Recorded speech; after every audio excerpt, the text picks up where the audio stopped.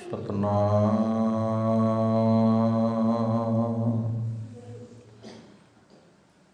ਸ੍ਰੀ ਵਾਹਿਗੁਰੂ ਸਾਹਿਬ ਜੀ।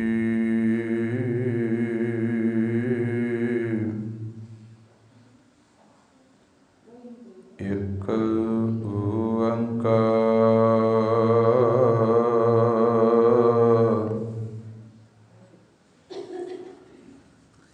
ਸਤਨਾਮ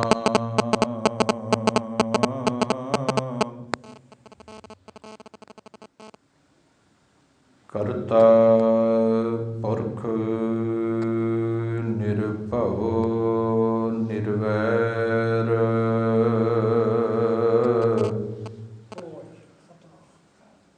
ਅਕਾਲ ਮੂਰਤ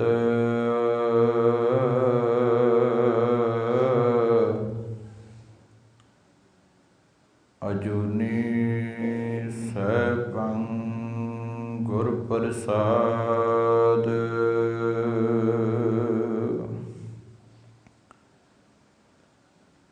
ਚੇਤਨ ਹੈ ਤਉ ਚੇਤ ਲੈ,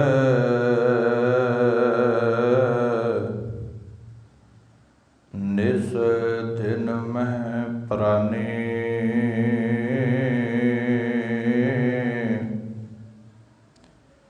ਛਿਨ ਛਿਨ ਔਦ ਬਿਹਾਤ ਹੈ,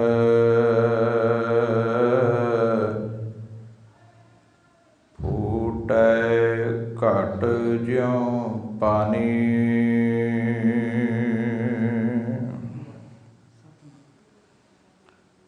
ਹਰ ਗੁਣ ਕਾਹੇ ਨਾ ਗਾਵਹੀ,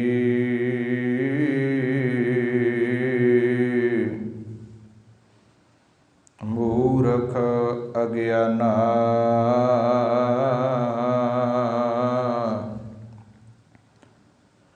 ਝੂਠੈ ਲਾਲਚ ਲਾਗ ਕੈ, ਨਹਿ ਮਰਨ ਪਛਾਨਾ।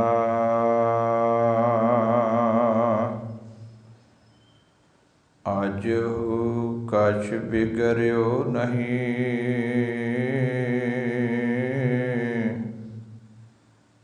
ਜੋ ਪ੍ਰਭ ਗੁਣ ਗਾਵੈ। ਕਹੋ ਨਾਨਕ ਤਿਹ ਭਜਨ ਤੇ,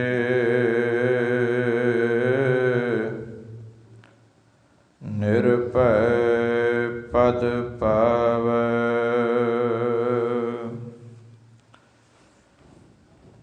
ਐਸੋ ਇਹੋ ਸੰਸਾਰ ਭਿਖਨਾ,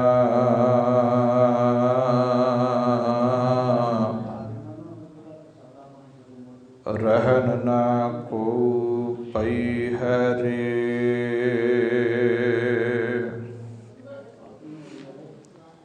ਸੂਦੇ ਸੂਦੇ ਰੇਗ ਚਲਹੁ ਤਮਾ,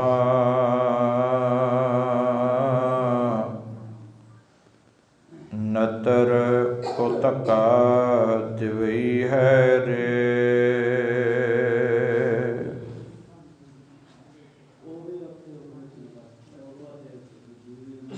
ਬਾਰੇ ਬੁੱਢੇ ਤਰੁਨੇ ਭਈਆ,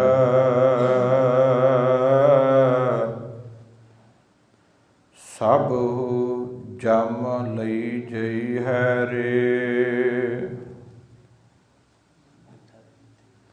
ਮਾਨਸ ਬਪੁਰਾ ਮੂਸਾ ਕਿਨੋ,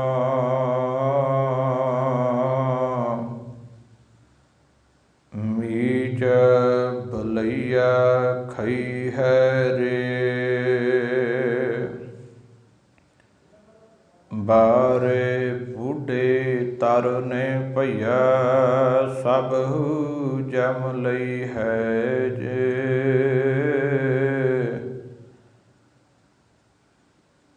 ਮਾਨਸ ਬਪੁਰਾ ਮੂਸਾ ਕਿਨੋ, ਮੀਚ ਨੀਚ ਬਲਈਆ ਖਈ ਹੈ ਰੇ।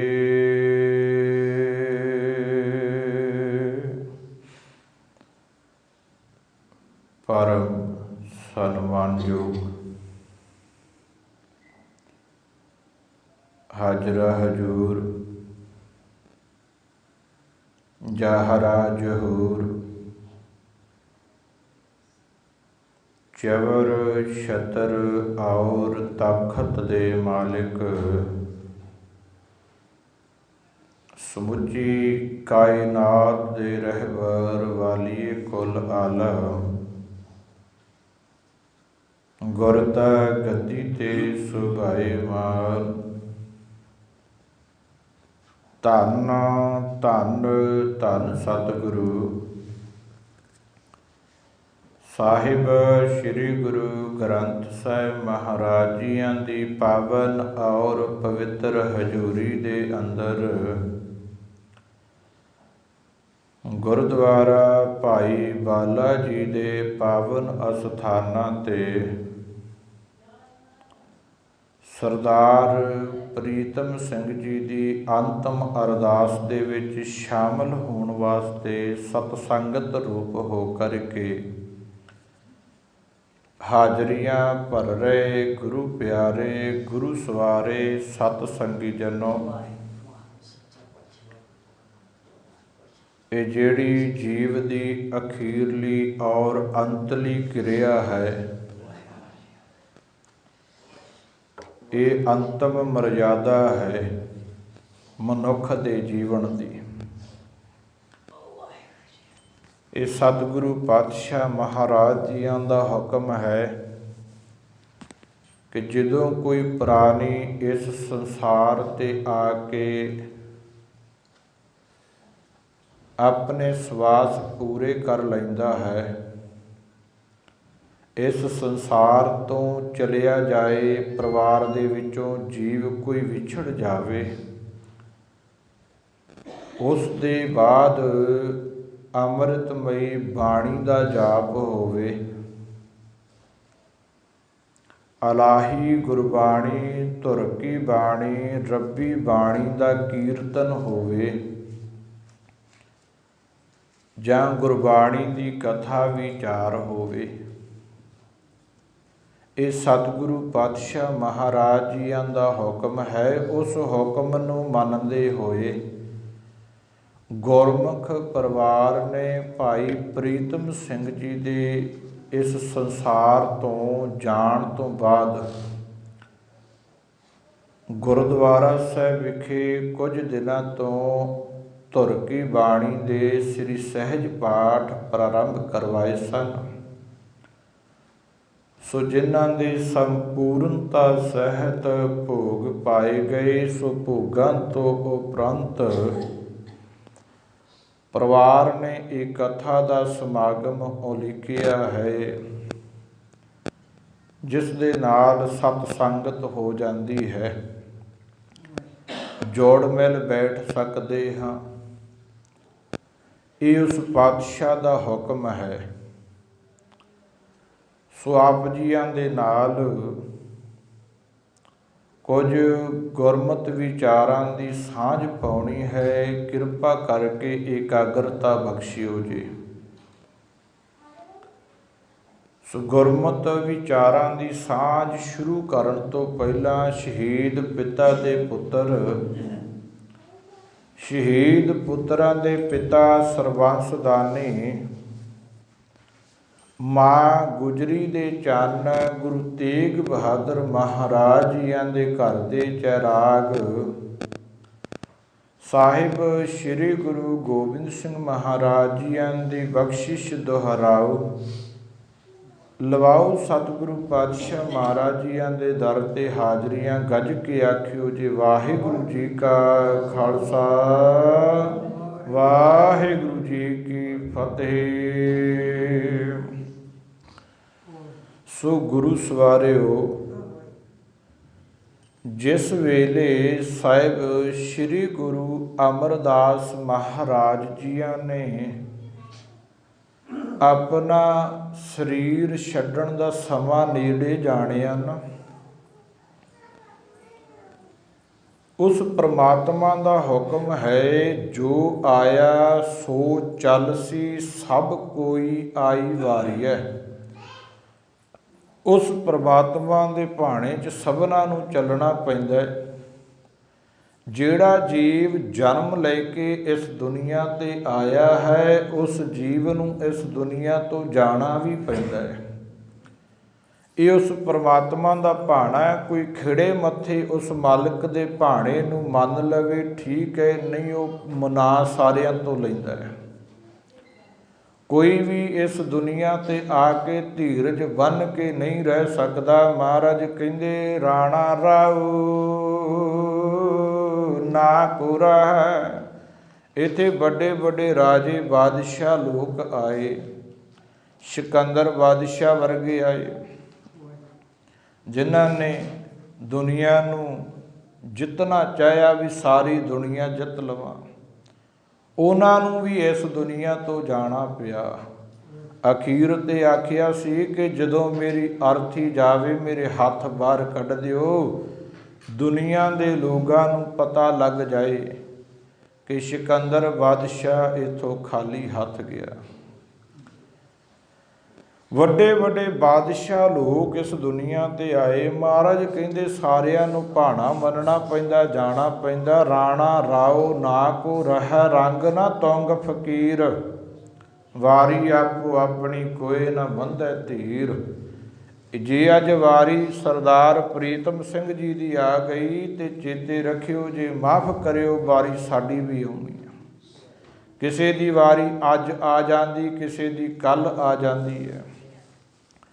ਇਸ ਮੌਤ ਨੇ ਬਖਸ਼ਣਾ ਕਿਸੇ ਨੂੰ ਨਹੀਂ। ਇਹ ਮੌਤ ਸਾਰਿਆਂ ਤੇ ਆਉਂਦੀ ਉਸ ਪ੍ਰਮਾਤਮਾ ਦਾ ਹੁਕਮ ਹੈ। ਕਿਉਂਕਿ ਜੀਵ ਜਦੋਂ ਇਸ ਦੁਨੀਆ ਤੇ ਆਉਂਦਾ ਹੈ ਉਸ ਮਾਲਕ ਦੇ ਘਰ ਆਪਣੀ ਮਰਨ ਦੀ ਜਿਹੜੀ ਤਰੀਕ ਹੈ, ਮੌਤ ਦਾ ਦਿਨ ਹੈ ਨਾ ਜਿਹੜਾ, ਉਹ ਦਿਨ ਮਾਲਕ ਦੇ ਘਰ ਜੀਵ ਪਹਿਲਾਂ ਲਿਖਾ ਕੇ ਫਿਰ ਇਸ ਦੁਨੀਆ ਤੇ ਆਉਂਦਾ ਹੈ। ਹਜੇ ਬੰਦੇ ਨੂੰ ਜਨਮ ਦਾ ਤਾਂ ਪਤਾ ਲੱਗ ਜਾਂਦਾ ਹੈ। 9 ਮਹੀਨੇ ਪਹਿਲਾਂ ਡਾਕਟਰ ਦੱਸ ਦਿੰਦੇ ਨੇ ਕਿ ਬੱਚੇ ਦਾ ਜਨਮ 9 ਮਹੀਨੇ ਬਾਅਦ ਹੋ ਜਾਣਾ ਹੈ।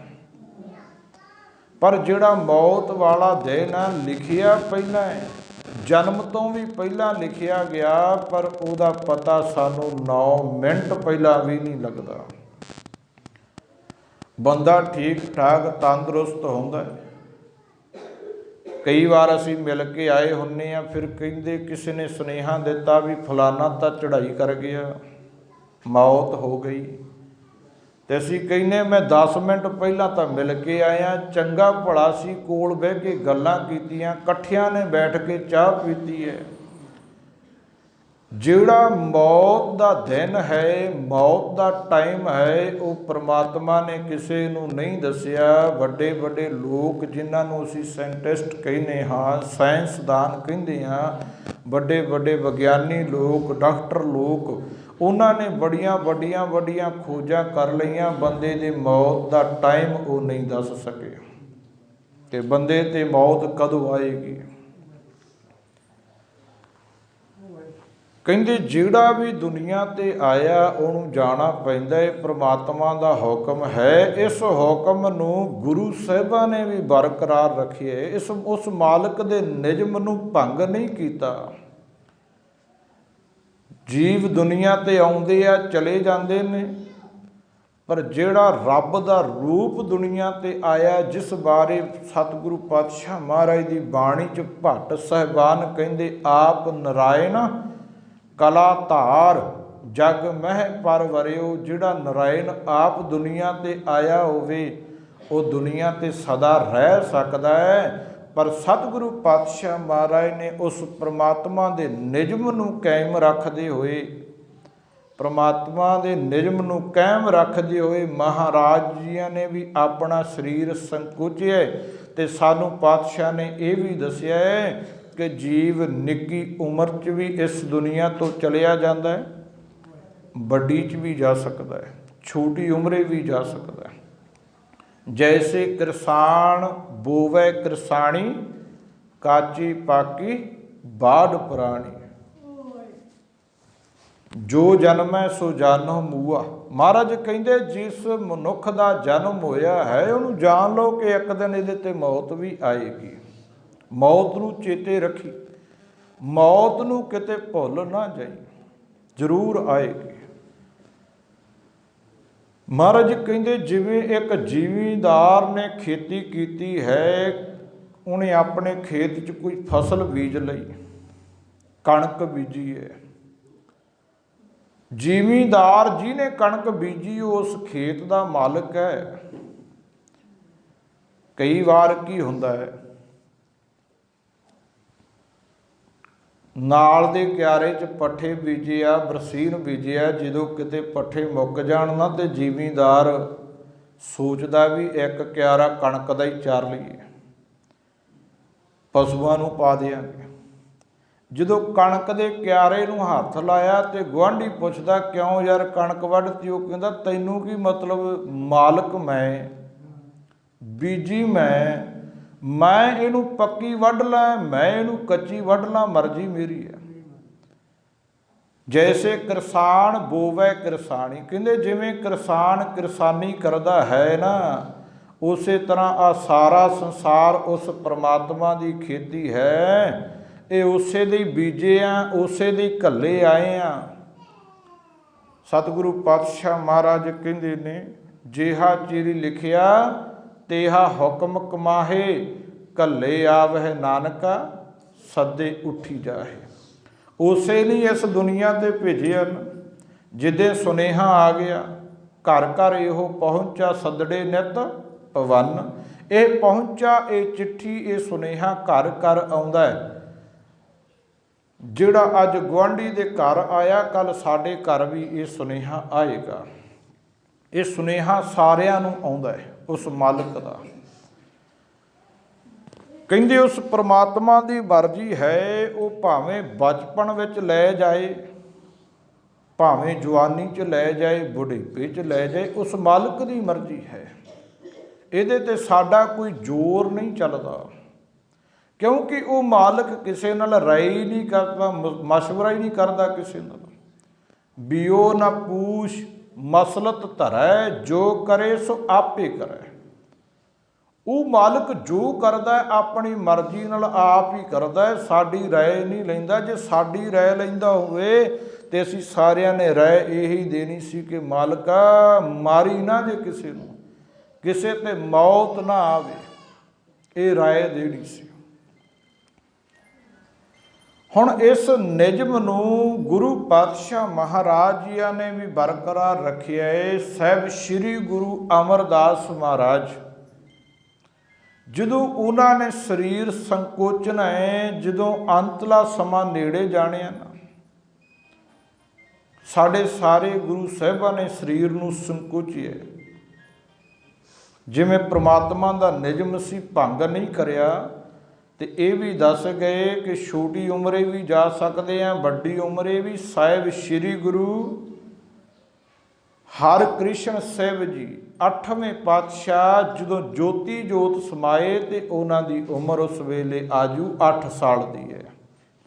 8ਵੇਂ ਪਾਤਸ਼ਾਹ ਜੀ ਦੀ ਏਜ 8 ਸਾਲ ਦੀ ਹੈ ਜਦੋਂ ਜੋਤੀ ਜੋਤ ਸਮਾ ਗਏ। ਇਹ ਨਹੀਂ ਕਿ ਮੌਤ ਇਹ ਸਾਡੇ ਤੇ ਹੀ ਆਉਂਦੀ ਹੈ, ਸਰੀਰ ਤਾਂ ਪਾਤਸ਼ਾਹ ਨੇ ਵੀ ਛੱਡਿਆ। ਤੇ ਸਾਹਿਬ ਸ੍ਰੀ ਗੁਰੂ ਅਮਰਦਾਸ ਮਹਾਰਾਜ ਜੀਆਂ ਦੀ ਗੱਲ ਕਰੀਏ ਤੇ ਬੜੇ ਵੱਡੀ ਉਮਰ ਦੇ ਸਨ, ਬੁਢੇਪਾ ਆ ਗਿਆ ਸੀ, ਬਜ਼ੁਰਗੀ ਆ ਗਈ ਸੀ ਸਾਹਿਬ ਸ੍ਰੀ ਗੁਰੂ ਅਮਰਦਾਸ ਮਹਾਰਾਜ ਜੀਆਂ ਤੇ ਜਦੋਂ ਬੰਦਾ ਬਜ਼ੁਰਗ ਹੋ ਜਾਂਦਾ ਹੈ, ਉਹਦਾ ਸਰੀਰ ਉਹਨੂੰ ਦੱਸ ਦਿੰਦਾ ਹੈ ਕਿ ਹੁਣ ਤੇਰੀ ਮੌਤ ਨੇੜੇ ਆ। ਅੱਗਾ ਨੇੜੇ ਆਇਆ, ਪਿੱਛਾ ਰਹਿਆ ਦੂਰ। ਕਹਿੰਦੇ ਹੁਣ ਉਹ ਸਮਾਂ ਆਉਣ ਵਾਲਾ ਹੈ ਮੌਤ ਵਾਲਾ। ਅੱਖਾਂ ਦੀ ਰੋਸ਼ਨੀ ਘਟ ਜਾਏ, ਕੰਨਾਂ ਤੋਂ ਸੁਣਨਾ ਘਟ ਜਾਏ, ਜੀਭ ਬੋਲਦੀ ਤਾਂ ਹੈ ਪਰ ਸੁਣਨ ਵਾਲੇ ਨੂੰ ਸਮਝ ਨਹੀਂ ਪੈਂਦੀ, ਜੀਭ ਤਤਲਾਉਣ ਲੱਗ ਜਾਂਦੀ ਹੈ, ਮੂੰਹ ਵਿੱਚੋਂ ਦੰਦ ਨਿਕਲ ਜਾਂਦੇ ਨੇ। ਚੱਬਣ ਚੱਲਣ ਰਤਨ ਸੇ ਸੁਣੀਅਰ ਬਹਿ ਗਏ, ਇਹ ਸਾਰੇ ਬਹਿ ਜਾਂਦੇ ਨੇ। ਅੱਖਾਂ ਦੀ ਰੋਸ਼ਨੀ ਘਟ ਗਈ, ਸੁਣਨ ਸ਼ਕਤੀ ਮੁੱਕ ਗਈ, ਬੋਲਣ ਦੀ ਤਾਕਤ ਰਹਿ ਗਈ। हुण कुछ चबिया नहीं जाता, ਚੱਬਣ ਚੱਲਣ ਚੱਲਿਆ भी नहीं जाता। ਜਦੋਂ ਤੁਰਦਾ है डोले खांदा है, पैर कंबदे है, शरीर डगमगाउंदा है, उदों पता लग जाता है कि हुण मौत वाला दिन किते नेड़े ही है। अनुभव है, अंदाजा है, पर पता नहीं। पर एक गल गुरमुखो चेते रखियो, महाराज बाणी च कहंदे, महाराज कहंदे क्या जाना किव मरहेंगे, कैसा मरना होए। महाराज कहंदे की जाणीए मौत कदों किवें ते कित्थे आउणी, बंदे नूं नहीं पता। ना तो ये पता भी मौत आउणी किवें दी है, ना ये पता कदों आउणी है, ना ये पता किवें आउणी है, ना थां दा पता है। क्या जाना किव मरहेंगे, कैसा मरना होए। पर महाराज कहंदे चेते रखी, एक गल दा मैनूं पता है, एक गल दा इल्म है। महाराज वो केड़ी गल है, जे कर साहिब मन हो ना विसरै,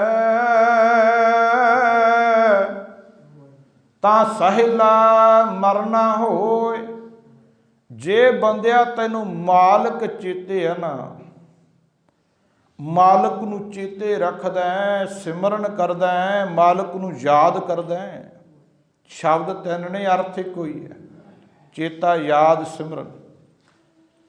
कहते मालक नूं चित्त विच चेते रखदा है, सिमरन करदा है, ते फिर तेरे ते मौत तां आएगी, पर तैनूं ये मौत दुखी नहीं करेगी।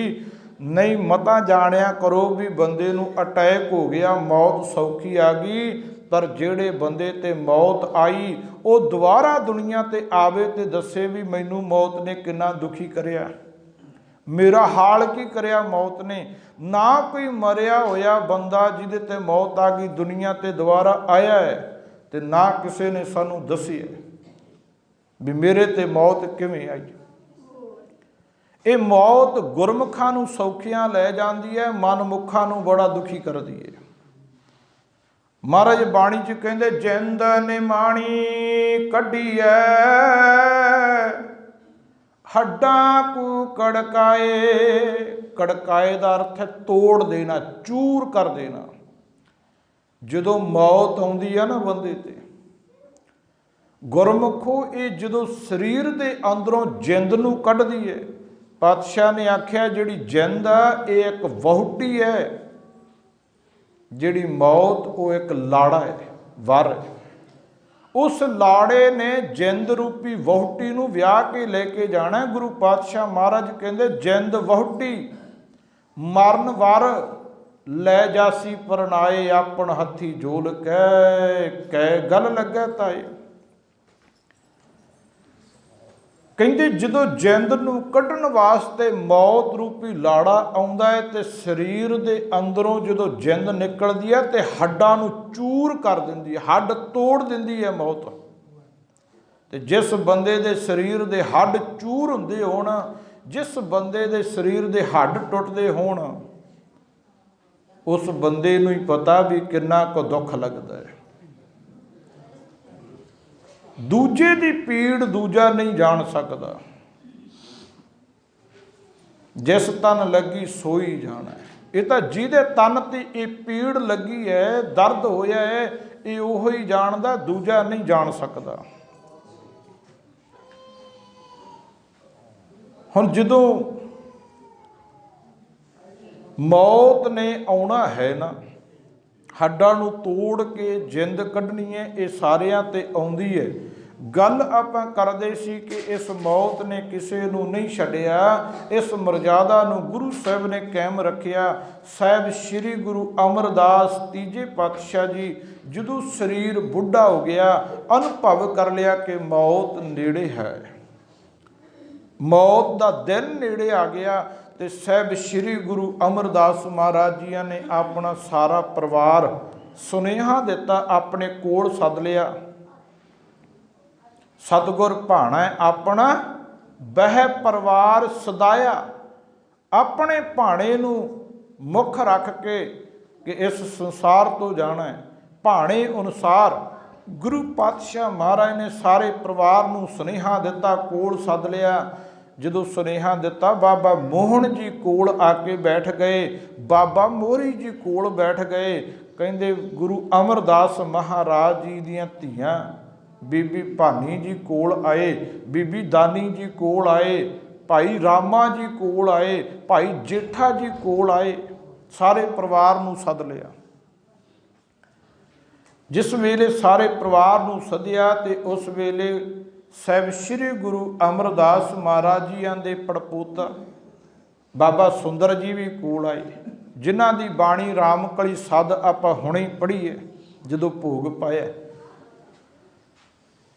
ਤੇ ਰਾਮਕਲੀ ਸਦ ਦੇ ਵਿੱਚ ਬਾਬਾ ਸੁੰਦਰ ਜੀ ਕਹਿੰਦੇ ਆ, ਸਤਿਗੁਰੂ ਅਮਰਦਾਸ ਮਹਾਰਾਜ ਕਹਿੰਦੇ ਆ, ਸਤਿਗੁਰ ਭਾਣਾ ਆਪਣਾ ਬਹਿ ਪਰਿਵਾਰ ਸਦਾਇਆ। ਜਦੋਂ ਸਾਰਾ ਪਰਿਵਾਰ ਇਕੱਠਾ ਕਰ ਲਿਆ, ਸਾਰਾ ਪਰਿਵਾਰ ਸੱਦ ਲਿਆ ਨਾ, ਤੇ ਗੁਰੂ ਅਮਰਦਾਸ ਮਹਾਰਾਜ ਕਹਿੰਦੇ ਅਸੀਂ ਹੁਣ ਸਰੀਰ ਸੰਕੋਚਣਾ, ਸਰੀਰ ਛੱਡ ਦੇਣਾ। ਤੇ ਪਰਿਵਾਰ ਹੱਥ ਬੰਨ੍ਹ ਬੇਨਤੀ ਕਰਦਾ, ਕਹਿਣ ਲੱਗੇ ਮਹਾਰਾਜ ਸਾਨੂੰ ਕੀ ਹੁਕਮ ਹੈ? ਮਹਾਰਾਜ ਕਹਿੰਦੇ ਤੁਹਾਨੂੰ ਹੁਕਮ ਹੈ, ਰੋਣਾ ਨਹੀਂ ਹੈ। ਅਸੀਂ ਸਰੀਰ ਛੱਡਣਾ ਹੈ ਤੇ ਤੁਸੀਂ ਰੋਣਾ ਨਹੀਂ। ਜੇ ਰੋਵੋਗੇ ਤੇ ਮੈਨੂੰ ਕਦਾਚਿਤ ਚੰਗਾ ਨਹੀਂ ਲੱਗੇਗਾ, ਮੈਨੂੰ ਰੋਣਾ ਚੰਗਾ ਨਹੀਂ ਲੱਗੇਗਾ। ਸਤਿਗੁਰ ਭਾਣਾ ਆਪਣਾ ਬਹਿ ਪਰਿਵਾਰ ਸਦਾਇਆ, ਮਤ ਮੈਂ ਪਿੱਛੇ ਕੋਈ ਰੋਵ ਸੀ ਸੋ ਮੈਂ ਮੂਲ ਨਾ ਪਾਇਆ। ਮੈਨੂੰ ਨਹੀਂ ਪਾਏਗਾ, ਮੈਨੂੰ ਉਹ ਮੂਲੋਂ ਹੀ ਕਦਾਚਿਤ ਚੰਗਾ ਨਹੀਂ ਲੱਗੇਗਾ ਜੇ ਤੁਸੀਂ ਰੋਵੋਗੇ। ਸਤਿਗੁਰੂ ਪਾਤਸ਼ਾਹ ਮਹਾਰਾਜ ਜੀਆਂ ਦੇ ਸਨਮੁਖ ਬਾਬਾ ਮੋਹਰੀ ਜੀ ਹੱਥ ਜੋੜ ਕੇ ਖੜੇ ਹੋ ਗਏ, ਕਹਿਣ ਲੱਗੇ ਮਹਾਰਾਜ ਅੱਜ ਤੋਂ ਪਹਿਲਾਂ ਜਿੰਨੇ ਵੀ ਜੀਵ ਦੁਨੀਆ ਤੇ ਆਏ ਤੇ ਪਰਿਵਾਰ ਵਾਲੇ ਜੀਵ ਆਏ ਦੀ ਖੁਸ਼ੀ ਮਨਾਉਂਦੇ ਨੇ। ਜਦੋਂ ਉਹ ਜੀਵ ਇਸ ਦੁਨੀਆ ਤੋਂ ਜਾਂਦਾ ਹੈ, ਕੋਈ ਪ੍ਰਾਣੀ ਪਰਿਵਾਰ ਨੂੰ ਵਿਛੋੜਾ ਦੇ ਜਾਂਦਾ ਹੈ ਤੇ ਸਾਰੇ ਪਰਿਵਾਰ ਵਾਲੇ ਪਿੱਟ ਸਿਆਪਾ ਕਰਦੇ ਨੇ, ਰੋਂਦੇ ਪਿੱਟਦੇ ਨੇ। ਤੇ ਮਹਾਰਾਜ ਜੇ ਅਸੀਂ ਰੋਣਾ ਨਹੀਂ ਫਿਰ ਸਾਨੂੰ ਕੀ ਹੁਕਮ ਹੈ? ਇੱਕ ਚੀਜ਼ ਛੱਡੀ ਤੇ ਦੂਜਾ ਟੌਪਿਕ ਵੀ ਤਾਂ ਉਹਦੇ ਵਾਸਤੇ ਚਾਹੀਦਾ ਨਾ। ਮਹਾਰਾਜ ਸਾਨੂੰ ਕੀ ਹੁਕਮ ਹੈ? ਤੇ ਉਸ ਵੇਲੇ ਸਾਹਿਬ ਸ੍ਰੀ ਗੁਰੂ ਅਮਰਦਾਸ ਮਹਾਰਾਜ ਨੇ ਆਖਿਆ, ਕਹਿਣ ਲੱਗੇ ਮੈਂ ਪਿੱਛੇ ਕੀਰਤਨ ਕਰਿਓ ਨਿਰਵਾਣ ਜੀਓ, ਕੇਸੋ ਗੋਪਾਲ ਪੰਡਤ ਸਦਿਓ, ਹਰ ਹਰ ਕਥਾ ਪੜ੍ਹੈ ਪੁਰਾਣ ਜੀਓ। ਮਹਾਰਾਜ ਕਹਿੰਦੇ ਸਾਡੇ ਤੋਂ ਪਿੱਛੋਂ ਤੁਸੀਂ ਗੁਰਬਾਣੀ ਦਾ ਕੀਰਤਨ ਕਰਿਓ ਜੇ, ਗੁਰਬਾਣੀ ਦੀ ਕਥਾ ਕਰਿਓ ਜੇ। ਮੈਂ ਪਿੱਛੇ ਕੀਰਤਨ ਕਰਿਓ ਨਿਰਵਾਣ ਜੀਓ। ਮਹਾਰਾਜ ਕਹਿੰਦੇ ਕੇਸੋ ਗੋਪਾਲ ਪੰਡਤ ਸਦਿਓ, ਹਰ ਹਰ ਕਥਾ ਪੜ੍ਹੈ ਪੁਰਾਣ ਜੀਓ। ਕੇਸੋ ਗੋਪਾਲ, ਕੇਸੋ ਤੇ ਗੋਪਾਲ ਕਿਸੇ ਪੰਡਤ ਦਾ ਨਾਮ ਨਹੀਂ। ਮਹਾਰਾਜ ਨੇ ਆਖਿਆ ਕੋਈ ਪੰਡਤ ਸਦਿਓ ਜੇ, ਉਹ ਕੇਸੋ ਤੇ ਗੋਪਾਲ ਦੀ ਕਥਾ ਕਰੇ। ਕੇਸੋ ਪਰਮਾਤਮਾ ਨੂੰ ਕਹਿੰਦੇ ਨੇ। ਭਗਤ ਕਬੀਰ ਸਾਹਿਬ ਜੀ ਦਾ ਇੱਕ ਬਚਨ, ਭਗਤ ਕਬੀਰ ਜੀ ਕਹਿੰਦੇ ਕਬੀਰ ਕੇਸੋ ਕੇਸੋ ਕੂਕੀਐ, ਨਾ ਸੋਈਐ ਆਸਾਰ, ਰਾਤ ਦਿਵਸ ਕੇ ਕੂਕਨੇ, ਕਬਹੂ ਕੇ ਸੁਨੇ ਪੁਕਾਰ। ਇਹਦਾ ਅਰਥ ਹੈ ਭਗਤ ਕਬੀਰ ਜੀ ਕਹਿੰਦੇ ਬੰਦਿਆ ਤੂੰ ਦਿਨ ਰਾਤ ਕੇਸੋ ਕੇਸੋ ਕੂਕੀ ਚੱਲ ਕਹੀ ਚੱਲ, ਭਾਵ ਰੱਬ ਨੂੰ ਚੇਤੇ ਕਰੀ ਚੱਲ। ਇੱਕ ਦਿਨ ਉਹ ਰੱਬ ਉਹ ਕੇਸੋ ਤੇਰੀ ਆਵਾਜ਼ ਸੁਣ ਲਏਗਾ। ਕਬਹੂ ਕੇ ਸੁਨੇ ਪੁਕਾਰ, ਦਿਨ ਰਾਤ ਤੂੰ ਲੱਗਿਆ ਰਹੇ, ਕਿਤੇ ਨਾ ਕਿਤੇ ਤੇਰੀ ਆਵਾਜ਼ ਉਸ ਮਾਲਕ ਨੇ ਸੁਣ ਲੈਣੀ। ਭਾਵ ਕੇਸੋ ਕਿਸੇ ਪੰਡਤ ਦਾ ਨਾਮ ਨਹੀਂ, ਕੇਸੋ ਪ੍ਰਮਾਤਮਾ ਦਾ ਨਾਮ। ਅੱਗੇ ਕਹਿੰਦੇ ਗੋਪਾਲ, ਗੋ ਨਾਮ ਧਰਤੀ ਦਾ, ਪਾਲ ਨਾਮ ਪਾਲਣ ਵਾਲੇ ਦਾ, ਜਿਹੜਾ ਸਾਰੀ ਧਰਤੀ ਦੇ ਜੀਵਾਂ ਨੂੰ ਪਾਲਦਾ ਹੋਵੇ, ਉਹਦਾ ਗੁਣਵਾਚਕ ਨਾਮ ਹੈ ਗੋਪਾਲ। ਤੇ ਭਗਤ ਧੰਨਾ ਜੀ ਨੇ ਆਖਿਆ ਗੋਪਾਲ ਤੇਰਾ ਆਰਤਾ, जो जन तुमरी भगत करंते तिनके काज सवारता। गोपाल नाम परमात्मा का है। तो गुरु अमरदास महाराज दसते ने जिहड़ी गल बाबा सुंदर जी लिखते ने बाणी दे अंदर, महाराज कहते केसो गोपाल, ते केसो ते गोपाल की कथा किहने करनी? पंडित सदियो। गुरमत दे विच पंडित वो प्रवान नहीं जिहदे सिर ते बोधी ते तेड़ धोती होवे। इत्थे पंडित किहड़ा है? गुरु अर्जन देव महाराज सुखमनी शिव की बाणी च किरपा करदे। महाराज कहंदे सो पंडित जो मन पर बोधै, राम नाम आत्म में सोधै। जिस बंदे ने राम का नाम जप के अपनी आत्मा नूं शुद्ध कर लिया होवे, उहनूं पंडित कहंदे ने। उस विद्वान नूं सदियो जी। हर हर कथा पढ़ै पुराण जियो। सिख जगत दे विच गरुड़ पुराण की कथा नूं कोई थां नहीं है। ठीक है, हिंदू वीरां दी उहनां नूं मुबारक। ਜਦੋਂ कोई हिंदू वीर चढ़ाई कर जाता है उदों गरुड़ पुराण का जाप हुंदा है। पर साडे वास्ते गरुड़ पुराण की है? हर हर कथा, रब की कथा करनी ही, उस हरि की गल करनी, रब दे गुण गाउने। साडे वास्ते यही हरि दे गुण, वाहिगुरू, यही साडे वास्ते गरुड़ पुराण की कथा है। सो इस तरह जिवें सतगुरु पातशाह महाराज जी ने हुक्म किया, परिवार ने भाई प्रीतम सिंह जी के जाण तो बाद उस तरह इस धार्मिक समागम उलीकी है। गुरबाणी पढ़ी गई, कथा हो रही है। असी सारे भाई प्रीतम सिंह जी की अंतिम अरदास विच शामिल होने वास्ते पहुँचे हैं। जदों कोई साडे विचों विछड़ जाता है, भावें वो जवान होवे ते भावें बुढ़ा, दुख उन्ना ही लगता है, क्योंकि साडा प्यार तो उन्ना ही है ना। ये नहीं कि ये उम्र भोग के गया, दुख हुंदा है। पर गुरु पातशाह महाराज का हुक्म यह है कि मता तू दुखी होया कर, उसे ही परमात्मा ने जीव नूं भेजिया ते उही लै गया, तू क्यों गिला करदा है। पर यह भी एक निजम है कि जदों कोई साडे विचों चढ़ाई कर जाता है, अत दा सुने होवे ते साडियां अखां दा सेजल होना भी वाजिब हो जाती है। अखां चों पानी आउणा सुभाविक है। कहंदे एक इलाके दे विच ना, एक नगर दे विच काल पै गया, बिल्कुल उत्थे अन्न मुक गया, धन मुक गया, कुछ भी उन्हां दे कोल खाण नूं ना रहा, काम कार कोई चले ना, प्रजा सारी दुखी होवे, लोग सारे औखे हो गए। कहंदे भुख नाल प्रजा मरन लग गई। ते पिंड दे मोहतबार चौधरी लोकां ने इकट्ठे हो के एक मता पास किया। इकट्ठे हो गए, एक मशवरा करते ने, राय करते आ, कहते कोई ना कोई हल तो लभीए, प्रजा नूं बचा लीए। जे कुछ खाण नूं ना मिलिया, काम कार ना चलिया, तो सारी प्रजा ने मर जाना है। राय करदियां करदियां वो इत्थे पहुँच गए कि गुआंढ नाल दे नगर दे विच एक शाहूकार रहिंदा है, जिहदे कोले बहुत सारा धन है, बड़ा धनाड़ आदमी है। जदों भी किसी नूं माया की लोड़ होवे ते उस शाहूकार दे घरे, उस शाह दे कोल, उस सेठ दे कोल जाके माया की मंग कर लैंदे ने। वो माया दे दिंदा है, ते जदों बंदे दे कोल माया आ गई, समेत व्याज उहदा वापस कर दिंदा है। कहंदे व्याज ते माया लै लीए सेठ तों, माया लिया के काम कार चलाइए, लोग कम्मे लगन, कमाई करन। जदों कमाई करनगे, आमदन होएगी, तो पैसे इकट्ठे करके सेठ नूं फिर समेत व्याज वापस कर देंगे। हुण सारियां ने मता पा लिया, राय पास हो गई।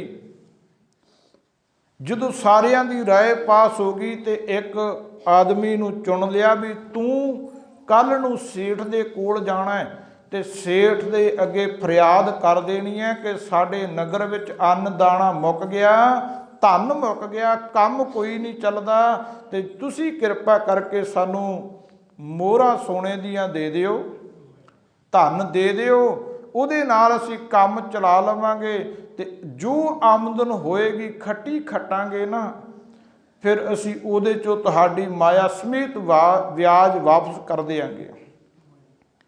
एक बंदे की ड्यूटी ला दी जी, वो अगले दिन सवेरे ही चल पिया नाल दे नगर दे विच। हुण तुर के जांदा है ते दोपहर हो गई, ते जदों दोपहर हुई ते पहुँच गया अगले नगर, उस सेठ दे नगर च पहुँचिया। हजे पिंड दे बाहर वार पहुँचिया है ते एक जिमीदार खेत च हल वाह रहा है, बलद जोड़े हुए आ। एक उस जिमीदार दा लड़का वो खेत दियां वट्टां तो घाह वढ़ रहा है। इन्हें सोचिया भी ये जिमीदार तो मैं सेठ दा घर पुछ ला भी सेठ दा घर किहड़े पासे, थोड़ा तवज्जो दे के सुनिया जी। कहंदा मैं घर पुछना भी सेठ जिहड़ा धनाड़ बंदा है उहदा घर कित्थे जे है। ये हुण उन्हां जिहड़े हल वाहुंदे सी प्यो पुੱਤ उन्हां वल नूं सिधा उतरिया, वटे वट गया ते जदों नेड़े गया की वेखदा है कि जिहड़ा लड़का वट ते बैठा घाह वढ़ रिहा सी, घाह चों सप निकलिया बड़ा जहरीला ते उसने डंग मारिया ते उत्थे ही वो लड़का मर गया, मौत हो गई। जिहड़ा उहदा प्यो हल वाहुंदा सी ना, उहने बलदां नूं रोकिया, अपने पुੱਤ कोल आया, वेखिया सप डंग मार गया, सप जहरीला बहुत सी।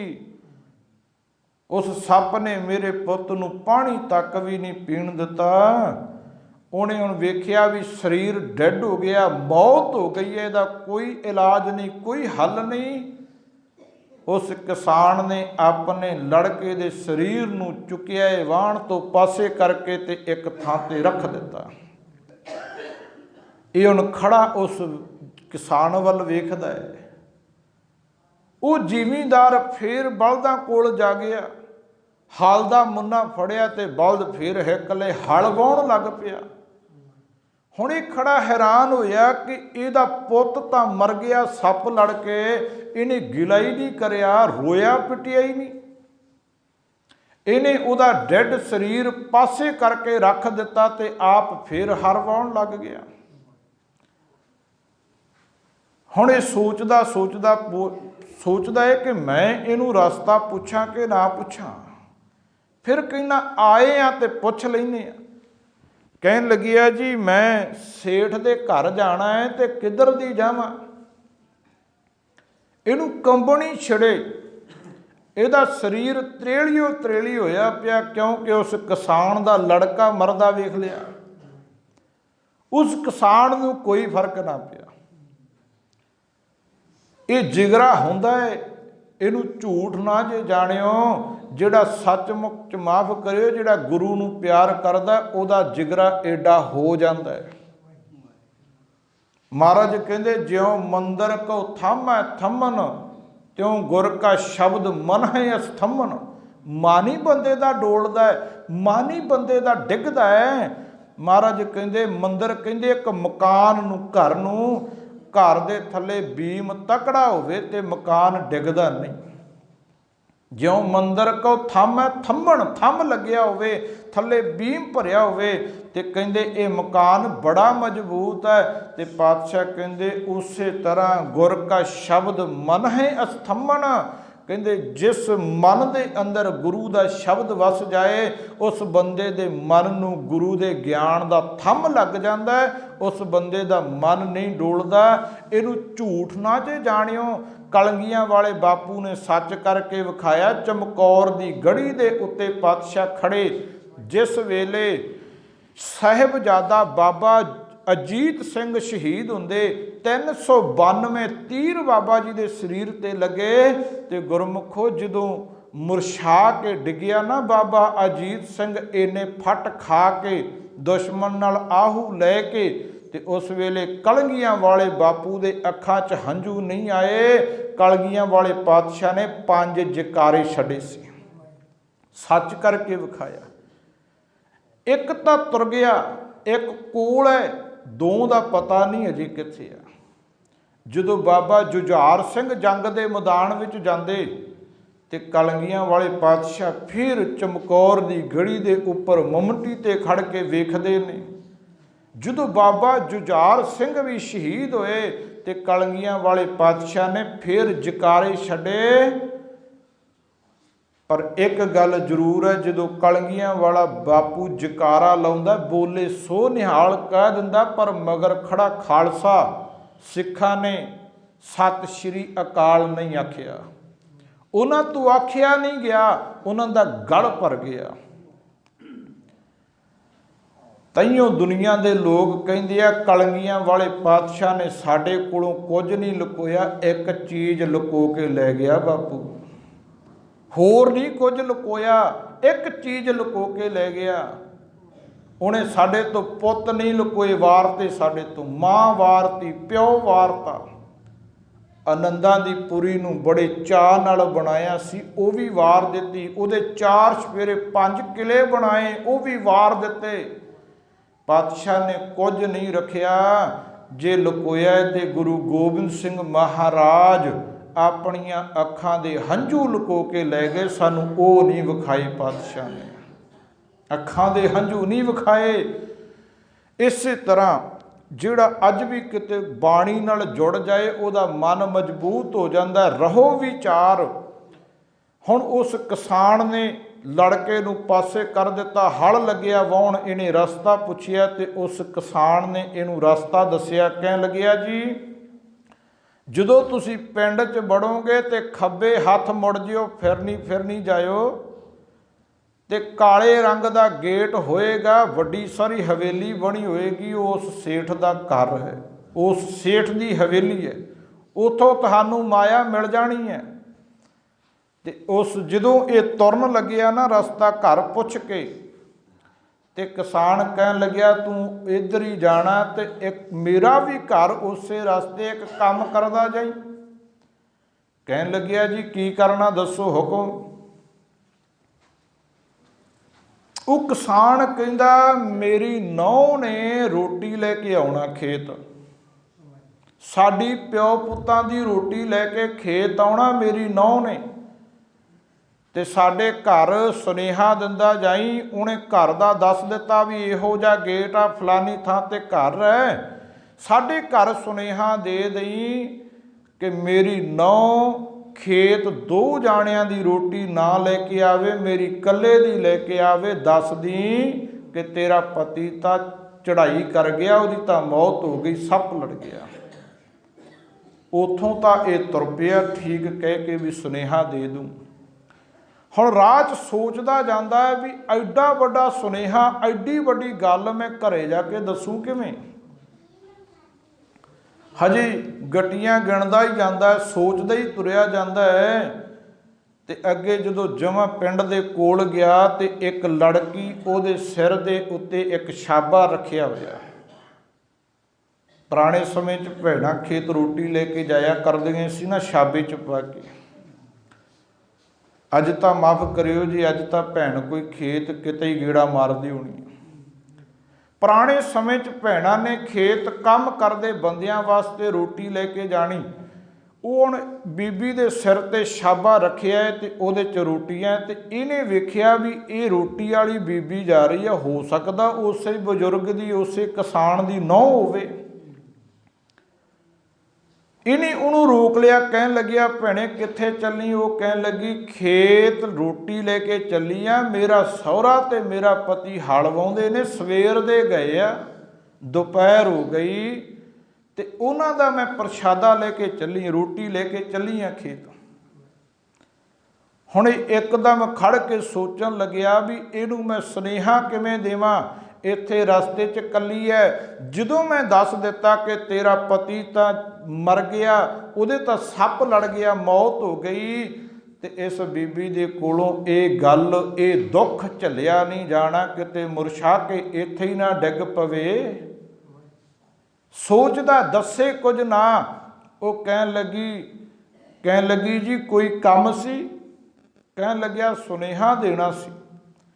ਇਹ ਨਹੀਂ ਹੁਣ ਕਰੜਾ ਜਿਹਾ ਮਨ ਕਰਕੇ ਸੁਨੇਹਾ ਦਿੱਤਾ। ਕਹਿਣ ਲੱਗਿਆ ਤੇਰੇ ਸਹੁਰੇ ਨੇ ਧੀਏ ਸੁਨੇਹਾ ਦਿੱਤਾ, ਤੂੰ ਖੇਤ ਰੋਟੀ ਦੋ ਦੀ ਨਹੀਂ ਇੱਕ ਦੀ ਲੈ ਕੇ ਜਾਣੀ। ਕਹਿਣ ਲੱਗੀ ਕਿਉਂ? ਖੇਤ ਤਾਂ ਦੋ ਜਾਣੇ ਨੇ, ਇੱਕ ਮੇਰਾ ਪਤੀ ਹੈ ਤੇ ਦੂਜਾ ਮੇਰਾ ਸਹੁਰਾ, ਰੋਟੀ ਇੱਕ ਦੀ ਕਿਉਂ ਲੈ ਕੇ ਜਾਣੀ? ਇਹ ਥੋੜਾ ਵਿਰਾਗੀ ਜਾ ਹੋ ਕੇ ਕਹਿਣ ਲੱਗਿਆ ਬੀਬੀ ਤੇਰੇ ਪਤੀ ਦੇ ਸੱਪ ਲੜ ਗਿਆ, ਤੇਰੇ ਪਤੀ ਦੀ ਮੌਤ ਹੋ ਗਈ ਹੈ, ਇਸ ਕਰਕੇ ਰੋਟੀ ਆਪਣੇ ਸਹੁਰੇ ਦੀ ਲੈ ਕੇ ਜਾਈ, ਆਪਣੇ ਪਤੀ ਦੀ ਰੋਟੀ ਨਾ ਲੈ ਕੇ ਜਾਈ, ਉਹਨੇ ਤੇਰੀ ਰੋਟੀ ਨਹੀਂ ਹੁਣ ਖਾਣੀ। ਉਹ ਬੀਬੀ ਉੱਥੇ ਹੀ ਬੈਠ ਗਈ। ਕਹਿਣ ਲੱਗੀ ਕੋਈ ਗੱਲ ਨਹੀਂ, ਜੇ ਮੇਰੇ ਪਤੀ ਦੇ ਸੱਪ ਲੜ ਗਿਆ, ਅੱਜ ਮੈਂ ਛੇਤੀ ਚ ਘਰੋਂ ਰੋਟੀ ਨਹੀਂ ਖਾ ਕੇ ਆਈ, ਮੈਂ ਇੱਥੇ ਬੈਠ ਕੇ ਉਹਦੇ ਵੰਡੇ ਦੀ ਰੋਟੀ ਮੈਂ ਖਾ ਲੈਂਦੀ ਹਾਂ ਤੇ ਆਪਣੇ ਸਹੁਰੇ ਦੀ ਰੋਟੀ ਮੈਂ ਖੇਤ ਲੈ ਜਾਂਦੀ ਹਾਂ। ਇਹ ਹੁਣ ਫਿਰ ਇੱਕਦਮ ਤ੍ਰੇਲੀ ਹੋ ਗਿਆ ਵੀ ਐਡਾ ਵੱਡਾ ਮੈਂ ਦੁੱਖ ਦੱਸਿਆ ਇਹਨੂੰ ਵੀ ਤੇਰਾ ਸਿਰ ਦਾ ਸਾਈਂ ਮਰ ਗਿਆ, ਤੇਰੇ ਸਿਰ ਦੇ ਸਾਈਂ ਦੇ ਸੱਪ ਲੜ ਗਿਆ, ਤੇ ਇਹ ਗੱਲ ਰੋਟੀ ਦੀ ਕਰਦੀ ਆ ਵੀ ਉਹਦੇ ਵੰਡੇ ਦੀ ਰੋਟੀ ਮੈਂ ਇੱਥੇ ਬਹਿ ਕੇ ਖਾ ਲੈਂਦੀ ਹਾਂ। ਜਿਹਦਾ ਕੋਈ ਚੜ੍ਹਾਈ ਕਰ ਗਿਆ, ਜਿਹਦਾ ਕੋਈ ਪਰਿਵਾਰ ਦਾ ਮੈਂਬਰ ਵਿਛੜ ਗਿਆ, ਉਹਨੂੰ ਤਾਂ ਰੋਟੀ ਚੰਗੀ ਨਹੀਂ ਲੱਗਦੀ। ਇਹ ਸੁਣਦਿਆਂ ਸਾਰ ਕਹਿੰਦੀ ਮੈਂ ਇੱਥੇ ਹੀ ਬਹਿ ਕੇ ਛਕ ਲੈਂਦੀ ਹਾਂ, ਜੇ ਮੈਂ ਘਰੋਂ ਨਹੀਂ ਖਾ ਕੇ ਆਈ। ਕਿੱਦਾਂ ਦੇ ਲੋਕ ਨੇ ਇਹ। ਹੁਣ ਉਸ ਬੀਬੀ ਦੇ ਕੋਲੋਂ ਅੱਗੇ ਚੱਲਿਆ।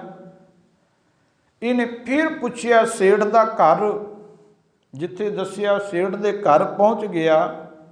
ਜਾ ਕੇ ਦਰਵਾਜ਼ਾ ਖੜਕਾਇਆ। ਅੱਗੋਂ ਸੇਠ ਜੀ ਨੇ ਦਰਵਾਜ਼ਾ ਖੋਲ੍ਹਿਆ। ਇਹਨੇ ਦੱਸ ਦਿੱਤਾ ਜੀ ਮੈਂ ਗੁਆਂਢੀ ਨਗਰ ਤੋਂ, ਨਾਲ ਦੇ ਨਗਰ ਤੋਂ ਆਇਆ ਤੇ ਮੈਨੂੰ ਪਿੰਡ ਦੇ ਲੋਕਾਂ ਨੇ ਡਿਊਟੀ ਲਾ ਕੇ ਜੁੰਮਾ ਦੇ ਕੇ ਭੇਜਿਆ ਹੈ ਕਿ ਮੈਂ ਤੁਹਾਡੇ ਕੋਲੋਂ ਮਾਇਆ ਲੈ ਕੇ ਜਾਣੀ ਹੈ। ਸੇਠ ਜੀ ਨੇ ਇਹਨੂੰ ਬਿਠਾ ਲਿਆ। ਪਹਿਲਾਂ ਚਾਹ ਪਾਣੀ ਛਕਾਇਆ। ਚਾਹ ਪਾਣੀ ਛਕਾਉਣ ਤੋਂ ਬਾਅਦ ਹੁਣ ਸੇਠ ਪੁੱਛਦਾ, ਕਹਿਣ ਲੱਗਿਆ ਜੀ ਕਿੰਨੀ ਕੁ ਮਾਇਆ ਚਾਹੀਦੀ? ਕਹਿੰਦਾ ਜੀ ਮੈਨੂੰ 10,000 ਸੋਨੇ ਦੀ ਮੋਹਰ ਦੇ ਦਿਓ। ਇਹਦੇ ਤੋਂ ਸੁਣਦਿਆਂ ਸਾਰ ਸੇਠ ਨੇ ਆਪਣੇ ਘਰ ਵਾਲੀ ਨੂੰ ਆਵਾਜ਼ ਦਿੱਤੀ। ਸੇਠ ਜੀ ਕਹਿਣ ਲੱਗੇ ਆਪਣੇ ਘਰ ਵਾਲੀ ਨੂੰ, ਕਹਿੰਦੇ ਜੀ 10,000 ਮੋਹਰ ਤੋਸ਼ੇਖਾਨੇ ਦੇ ਵਿੱਚੋਂ ਕੱਢ ਕੇ ਲਿਆਓ, ਇਹਨਾਂ ਨੂੰ 10,000 ਮੋਹਰ ਦੇਣੀ ਹੈ। ਨਾਲ ਕਹਿੰਦੇ ਉਹ ਵਹੀ ਚੱਕ ਲਿਆਓ ਜਿਹਦੇ ਤੇ ਲਿਖਣਾ ਹੈ। ਹੁਣ ਸੇਠ ਦੇ ਘਰ ਵਾਲੀ ਅੰਦਰ ਚਲੀ ਗਈ। ਉਹਨੂੰ ਟਾਈਮ ਲੱਗ ਗਿਆ। ਇਹਨੇ ਰਸਤੇ ਦੀ ਜਿਹੜੀ ਸਾਰੀ ਘਟਨਾ ਇਹਦੇ ਦਿਮਾਗ 'ਚ ਘੁੰਮ ਰਹੀ ਸੀ। ਇਹਨੂੰ ਤਾਂ ਕੋਈ ਗੱਲ ਨਾ ਆਵੇ। ਇਹ ਰਸਤੇ 'ਚ ਦੋ ਕੌਤਕ ਵੇਖ ਆਇਆ। ਇਹਨੇ ਉਹ ਗੱਲ ਸੇਠ ਦੇ ਕੋਲ ਸਾਂਝੀ ਕਰਨ ਲਈ ਚਾਹਿਆ ਤੇ ਸੇਠ ਜੀ ਨੂੰ ਕਹਿਣ ਲੱਗਿਆ, ਸੇਠ ਜੀ ਤੁਹਾਡੇ ਨਗਰ ਦੇ ਲੋਕ ਕਿੱਦਾਂ ਦੇ ਨੇ? ਸੇਠ ਕਹਿੰਦਾ ਕੀ ਗੱਲ ਹੋ ਗਈ, ਤੂੰ ਕੀ ਵੇਖਿਆ? ਕਹਿੰਦਾ ਜੀ ਜਦੋਂ ਮੈਂ ਰਸਤੇ 'ਚ ਆ ਰਿਹਾ ਸੀ, ਖੇਤ 'ਚ ਪਿਓ ਪੁੱਤ ਹਲ ਵਾਹ ਰਹੇ ਸੀ, ਮੈਂ ਤੁਹਾਡਾ ਘਰ ਪੁੱਛਣ ਵਾਸਤੇ, ਤੁਹਾਡੀ ਹਵੇਲੀ ਪੁੱਛਣ ਵਾਸਤੇ ਉਹਨਾਂ ਦੇ ਕੋਲ ਗਿਆ। ਉਸ ਕਿਸਾਨ ਦੇ ਲੜਕੇ ਦੇ ਤਾਂ ਸੱਪ ਲੜ ਗਿਆ, ਮੌਤ ਹੋ ਗਈ। ਉਹਨੇ ਡੈਡ ਸਰੀਰ, ਜਿਸ ਲੜਕੇ ਦੀ ਮੌਤ ਹੋਈ ਉਹਦੇ ਸਰੀਰ ਨੂੰ ਚੁੱਕ ਕੇ ਪਾਸੇ ਕਰ ਦਿੱਤਾ ਤੇ ਫਿਰ ਹਲ ਵਾਹੁਣ ਲੱਗ ਗਿਆ। ਨਾ ਉਹ ਰੋਇਆ ਪਿੱਟਿਆ, ਨਾ ਉਹਨੇ ਕੋਈ ਗਿਲਾ ਕੀਤਾ, ਕੋਈ ਸ਼ਿਕਵਾ ਨਹੀਂ, ਨਾ ਉਹਦੀਆਂ ਅੱਖਾਂ 'ਚ ਹੰਝੂ ਆਏ। ਜਿੱਦਾਂ ਦਾ ਪਹਿਲਾਂ ਸੀ ਉਦਾਂ ਦਾ ਹੀ ਬਾਅਦ 'ਚ ਹਲ ਵਾਹੁਣ ਲੱਗ ਗਿਆ। ਫਿਰ ਕਹਿੰਦਾ ਜਦੋਂ ਮੈਂ ਅੱਗੇ ਆਇਆ ਤੇ ਉਹਦੀ ਨੂੰਹ ਨੂੰ ਸੁਨੇਹਾ ਦਿੱਤਾ, ਉਹਨੇ ਵੀ ਕੋਈ ਦੁੱਖ ਨਾ ਕਰਿਆ। ਉਹ ਕਹਿਣ ਲੱਗੀ ਕਿ ਮੈਂ ਆਪਣੇ ਪਤੀ ਦੇ ਵੰਡੇ ਦੀ ਰੋਟੀ ਮੈਂ ਖਾ ਲੈਣੀ ਜੇ ਮੇਰੇ ਪਤੀ ਦੀ ਮੌਤ ਹੋ ਗਈ। ਕਿੱਦਾਂ ਦੇ ਲੋਕ ਨੇ। ਤੇ ਸੇਠ ਜੀ ਕਹਿਣ ਲੱਗੇ ਜੀ ਤੁਹਾਡੇ ਨਗਰ ਵਿੱਚ ਲੋਕ ਕੀ ਕਰਦੇ ਜਦੋਂ ਪੁਰਾਣੀ ਚੜ੍ਹਾਈ ਕਰ ਜੇ ਕਿਸੇ ਤੇ ਮੌਤ ਆ ਜਾਏ। ਕਹਿਣ ਲੱਗਿਆ ਜਦੋਂ ਸਾਡੇ ਪਰਿਵਾਰ 'ਚੋਂ ਕੋਈ ਜੀਵ ਚਲਿਆ ਜਾਂਦਾ ਹੈ ਅਸੀਂ ਫਿਰ ਰੋਂਦੇ ਹਾਂ, ਉੱਚੀ ਉੱਚੀ ਚੀਕਾਂ ਮਾਰਦੇ ਹਾਂ, 10 ਦਿਨ ਤੱਕ ਰੋਟੀ ਨਹੀਂ ਖਾਂਦੇ, ਸਾਨੂੰ ਰੋਟੀ ਚੰਗੀ ਨਹੀਂ ਲੱਗਦੀ, 10 ਦਿਨ ਅਸੀਂ ਰੋਂਦੇ ਹੀ ਰਹਿੰਦੇ ਹਾਂ। ਆਪਣਾ ਪਿਆਰ ਹੁੰਦਾ ਜੀ ਉਹਦੇ ਨਾਲ। ਇਹਦੇ ਕੋਲੋਂ ਸਾਰੀ ਗੱਲ ਸੇਠ ਸੁਣਦਾ ਰਿਹਾ। ਜਦੋਂ ਇਹਨੇ ਆਖਿਆ ਨਾ ਕਿ ਜਦੋਂ ਸਾਡੇ ਨਗਰ 'ਚ ਕੋਈ ਚੜ੍ਹਾਈ ਕਰ ਜਾਂਦਾ ਹੈ ਅਸੀਂ 10 ਦਿਨ ਰੋਟੀ ਨਹੀਂ ਖਾਂਦੇ, 10 ਦਿਨ ਅਸੀਂ ਰੋਂਦੇ ਰਹਿੰਦੇ ਹਾਂ। ਤੇ ਉਸ ਵੇਲੇ ਸੇਠ ਨੇ ਆਪਣੇ ਘਰ ਵਾਲੀ ਨੂੰ ਆਵਾਜ਼ ਦਿੱਤੀ, ਕਹਿਣ ਲੱਗਿਆ ਭਗਵਾਨੇ ਸੋਨੇ ਦੀਆਂ ਮੋਹਰਾਂ ਲੈ ਕੇ ਨਾ ਆਈ। ਇਹਨੂੰ ਸੋਨੇ ਦੀਆਂ ਮੋਹਰਾਂ ਆਪਾਂ ਦੇਣੀਆਂ ਨਹੀਂ ਹੈ। ਹੁਣ ਇਹ ਕੋਲ ਬੈਠਾ ਪੁੱਛਦਾ, ਕਹਿਣ ਲੱਗਿਆ ਸੇਠ ਜੀ ਕੀ ਗੱਲ ਹੋ ਗਈ, ਕੁਝ ਗਲਤ ਕਿਹਾ ਗਿਆ? ਵੀ ਮੈਂ ਤੁਹਾਡੇ ਤੋਂ ਮਾਇਆ ਲੈਣ ਆਇਆ, ਮੈਂ ਤੁਹਾਡੇ ਕੋਲੋਂ ਮੋਹਰਾਂ ਲੈਣ ਵਾਸਤੇ ਆਇਆ, ਤੁਸੀਂ ਕਹਿੰਦੇ ਮੋਹਰਾਂ ਦੇਣੀਆਂ ਨਹੀਂ, ਪਹਿਲਾਂ ਤੁਸੀਂ ਆਖਿਆ ਸੀ ਦੇ ਦਿੰਦੇ ਹਾਂ। ਸੇਠ ਕਹਿਣ ਲੱਗਿਆ ਰੱਬ ਨੇ ਤੁਹਾਨੂੰ ਦਾਤ ਦਿੱਤੀ, ਜਦੋਂ ਰੱਬ ਲੈ ਕੇ ਜਾਂਦਾ ਹੈ ਤੁਸੀਂ ਪਿੱਟ ਸਿਆਪਾ ਕਰਦੇ ਹੋ, ਰੋਂਦੇ ਹੋ, ਰੱਬ ਨਾਲ ਗਿਲਾ ਕਰਦੇ ਹੋ, ਰੱਬ ਦੀ ਦਾਤ ਮੋੜਨ ਲੱਗੇ। ਜਿਹੜੇ ਰੱਬ ਨਾਲ ਇੰਨਾ ਕੁਝ ਕਰਦੇ ਹੋ, 10 ਦਿਨ ਰੱਬ ਨੂੰ ਉਲਾਮੇ ਹੀ ਦੇਈ ਜਾਂਦੇ ਆ, ਉਹ ਮੇਰੀ ਮਾਇਆ ਕਿਵੇਂ ਮੋੜੋਗੇ? ਮੇਰੀ ਮਾਇਆ ਮੋੜਨ ਲੱਗੇ ਕਿੰਨੇ ਦੁਖੀ ਹੋਵੋਗੇ। ਰੱਬ ਨੇ ਤੁਹਾਨੂੰ ਬਾਪੂ ਦਿੱਤਾ ਸੀ, ਰੱਬ ਹੀ ਲੈ ਗਿਆ, ਰੱਬ ਨਹੀਂ ਦਿੱਤਾ ਸੀ। ਰੱਬ ਨੇ ਦਾਤ ਦਿੱਤੀ ਸੀ, ਭਾਵੇਂ ਉਹ ਬਾਪੂ ਦੀ ਹੋਵੇ, ਰੱਬ ਨੇ ਦਾਤ ਦਿੱਤੀ ਭਾਵੇਂ ਉਹ ਪੁੱਤ ਦੀ ਹੋਵੇ, ਰੱਬ ਨੇ ਦਾਤ ਦਿੱਤੀ ਭਾਵੇਂ ਧੀ ਦੀ ਹੋਵੇ। ਜਿਹਨੇ ਭੇਜਿਆ ਸੀ ਉਹ ਲੈ ਗਿਆ, ਤੇ ਤੁਸੀਂ ਜੇ ਗਿਲਾ ਕਰਦੇ ਹੋ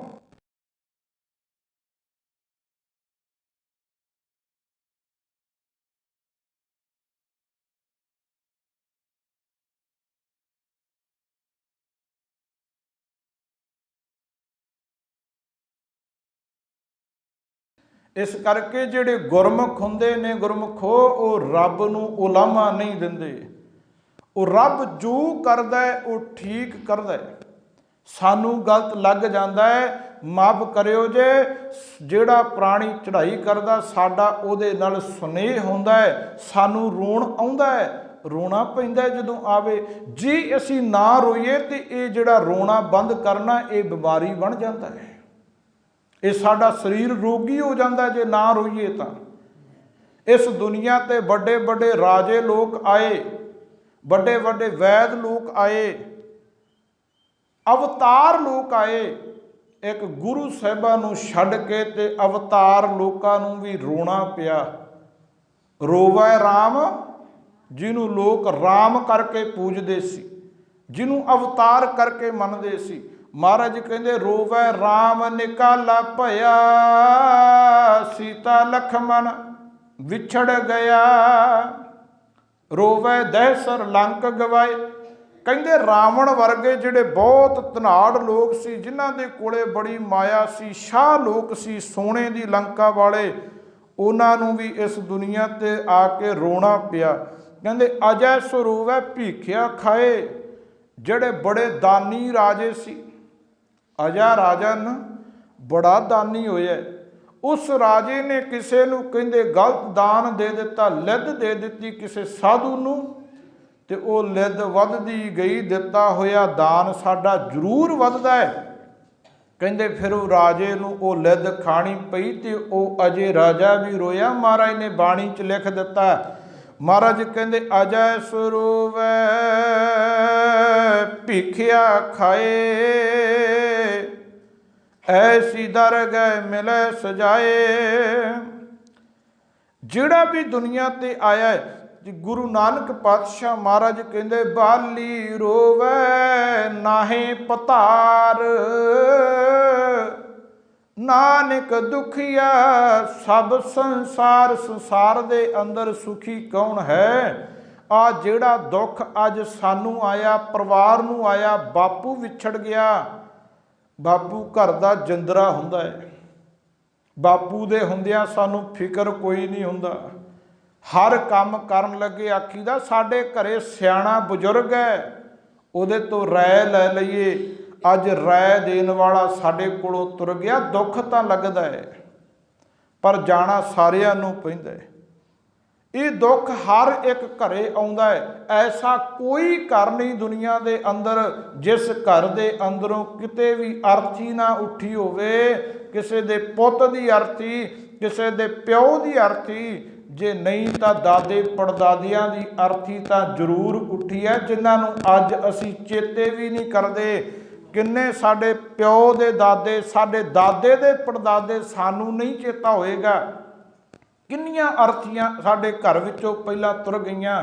ਗੁਰੂ ਪਾਤਸ਼ਾਹ ਮਹਾਰਾਜ ਕਹਿੰਦੇ ਨੇ ਜਿਹੜਾ ਆਇਆ ਉਹਨੂੰ ਇਸ ਦੁਨੀਆ ਤੋਂ ਜਾਣਾ ਪੈਂਦਾ ਹੈ। ਕੋਈ ਵੀ ਇਸ ਦੁਨੀਆ ਦੇ ਅੰਦਰ ਧੀਰਜ ਬੰਨ੍ਹ ਕੇ ਸਦਾ ਨਹੀਂ ਰਹਿੰਦਾ। ਜੋ ਆਇਆ ਸੋ ਚੱਲ ਸੀ, ਸਭ ਕੋਈ ਆਈ ਵਾਰੀ ਹੈ। ਜਿਹੜਾ ਦਿਨ ਉਸ ਪ੍ਰਮਾਤਮਾ ਨੇ ਸਾਨੂੰ ਲਿਖ ਕੇ ਭੇਜਿਆ ਨਾ, ਅਨੇਕ ਯਤਨ ਕਰ ਕਾਲ ਸੰਤਾਏ, ਮਰਨ ਲਿਖਾਏ ਮੰਡਲ ਮਹਿ ਆਏ। ਮੌਤ ਦਾ ਦਿਨ ਪਹਿਲਾਂ ਲਿਖ ਕੇ ਫਿਰ ਅਸੀਂ ਧਰਤੀ ਤੇ ਇਸ ਦੁਨੀਆ ਤੇ ਆਏ ਹਾਂ। ਉਸ ਮੌਤ ਦੇ ਦਿਨ ਨੂੰ ਗੁਰਮੁਖੋ ਕੋਈ ਵਧਾ ਨਹੀਂ ਸਕਦਾ, ਕੋਈ ਘਟਾ ਨਹੀਂ ਸਕਦਾ।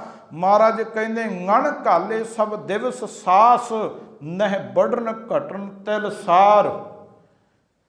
ਜਦੋਂ ਜਿੰਦ ਨੂੰ ਮੌਤ ਨੇ ਲੈ ਕੇ ਜਾਣਾ ਹੈ, ਮਹਾਰਾਜ ਕਹਿੰਦੇ ਆਪਣੀ ਜਿੰਦ ਨੂੰ ਸਮਝਾ ਲੈ। ਦਿਨ ਨਹੀਂ ਘਟਣਾ, ਨਾ ਵਧਣਾ, ਸਵਾਸ ਨਹੀਂ ਵਧਣੇ ਘਟਣੇ। ਉਹ ਤਾਂ ਮਾਲਕ ਨੇ ਜਿੰਨੇ ਦਿੱਤੇ ਓਨੇ ਹੀ ਭੋਗਣੇ ਪੈਣੇ। ਆਪਣੀ ਜਿੰਦ ਨੂੰ ਸਮਝਾ ਵੀ ਤੈਨੂੰ ਮੌਤ ਨਾਲ ਜਾਣਾ ਪੈਣਾ, ਅੱਜ ਨਹੀਂ ਤੇ ਕੱਲ, ਇੱਕ ਦਿਨ ਜ਼ਰੂਰ ਆਏਗਾ। ਦੇਹੋ ਸੱਜਣੋ ਅਸੀਸੜੀਆਂ ਜਿਉ ਹੋਵੇ ਸਾਹਿਬ ਸੁਮੇਲ, ਘਰ ਘਰ ਇਹੋ ਪਹੁੰਚਾ ਸੱਦੜੇ ਨਿਤ ਪਵਨ। ਕਹਿੰਦੀ ਇਹ ਸੱਦੜੇ ਤਾਂ ਰੋਜ਼ ਆਉਂਦੇ ਨੇ। ਅੱਜ ਸਾਡੇ ਘਰ ਆ, ਕੱਲ੍ਹ ਨੂੰ ਕਿਸੇ ਦੇ ਹੋਰ ਘਰ ਹੋਏਗਾ। ਇਸ ਕਰਕੇ ਜੀ ਅੱਜ ਅਸੀਂ ਇੱਥੇ ਸਾਰੇ ਆਏ ਹਾਂ ਤੇ ਬਾਪੂ ਪ੍ਰੀਤਮ ਸਿੰਘ ਜੀ, ਉਹਨਾਂ ਨੂੰ ਸ਼ਰਧਾਂਜਲੀ ਦੇਣ ਵਾਸਤੇ, ਉਹਨਾਂ ਦੀ ਅੰਤਮ ਅਰਦਾਸ ਦੇ ਵਿੱਚ ਸ਼ਾਮਲ ਹੋਣ ਵਾਸਤੇ ਅਸੀਂ ਇੱਥੇ ਪਹੁੰਚੇ ਹਾਂ। ਤੇ ਅਸੀਂ ਸਾਰੇ ਪਰਿਵਾਰ ਨੂੰ ਦਿਲਾਸਾ ਦੇਣ ਵਾਸਤੇ, ਪਰਿਵਾਰ ਦੇ ਨਾਲ ਦੁੱਖ ਸਾਂਝਾ ਕਰਨ ਵਾਸਤੇ, ਦੁੱਖ ਲੱਗਿਆ ਨਾ ਜਿਹੜਾ ਪਰਿਵਾਰ ਨੂੰ, ਉਸ ਦੁੱਖ ਨੂੰ ਅਸੀਂ ਵੰਡਾਉਣ ਵਾਸਤੇ, ਉਸ ਦੁੱਖ ਨੂੰ ਘਟਾਉਣ ਵਾਸਤੇ ਅਸੀਂ ਪਹੁੰਚੇ ਹਾਂ।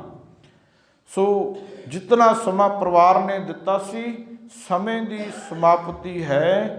ਤੋ ਆਪਾਂ ਸਾਰਿਆਂ ਨੇ ਰਲ ਮਿਲ ਕੇ ਪਹਿਲਾਂ ਆਨੰਦ ਸਾਹਿਬ ਦਾ ਪਾਠ ਕਰਨਾ ਹੈ, ਫਿਰ ਸਾਰਿਆਂ ਨੇ ਰਲ ਮਿਲ ਕੇ ਗੁਰੂ ਪਾਤਸ਼ਾਹ ਮਹਾਰਾਜ ਜੀਆਂ ਦੇ ਚਰਨਾਂ 'ਚ ਅਰਦਾਸ ਕਰਨੀ ਹੈ।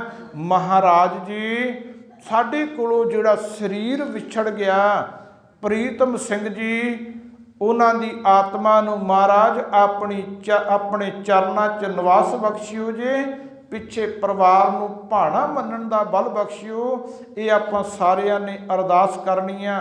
ਦਾਸ ਤੋਂ ਗੁਰਮਤ ਵਿਚਾਰਾਂ ਕਰਦੇ ਆ, ਕਥਾ ਕਰਦੇ ਆ, ਇੱਕ ਨਹੀਂ ਅਨੇਕਾਂ ਹੀ ਭੁੱਲਾਂ ਹੋਈਆਂ ਹੋਣੀਆਂ। ਗੁਰੂ ਔਰ ਗੁਰੂ ਜੀ ਦੀ ਸੰਗਤ ਬਖਸ਼ਣ ਯੋਗ ਹੈ। ਸਭਨਾਂ ਦਾ ਧੰਨਵਾਦ ਜਿਨ੍ਹਾਂ ਨੇ ਬੜੀ ਇਕਾਗਰਤਾ ਬਣਾ ਕਰਕੇ ਸਰਵਣ ਕੀਤਾ। ਗੱਜ ਕੇ ਬੁਲਾਇਓ, ਫਤਿਹ ਆਖਿਓ ਜੀ। ਵਾਹਿਗੁਰੂ ਜੀ ਕਾ ਖਾਲਸਾ, ਵਾਹਿਗੁਰੂ ਜੀ ਕੀ ਫਤਿਹ। ਰਾਮ ਕਲੇ ਮਹੱਲਾ ਤੀਜਾ। ਆਨੰਦ। ਇੱਕ ਓੰਕਾਰ ਸਤਿਗੁਰ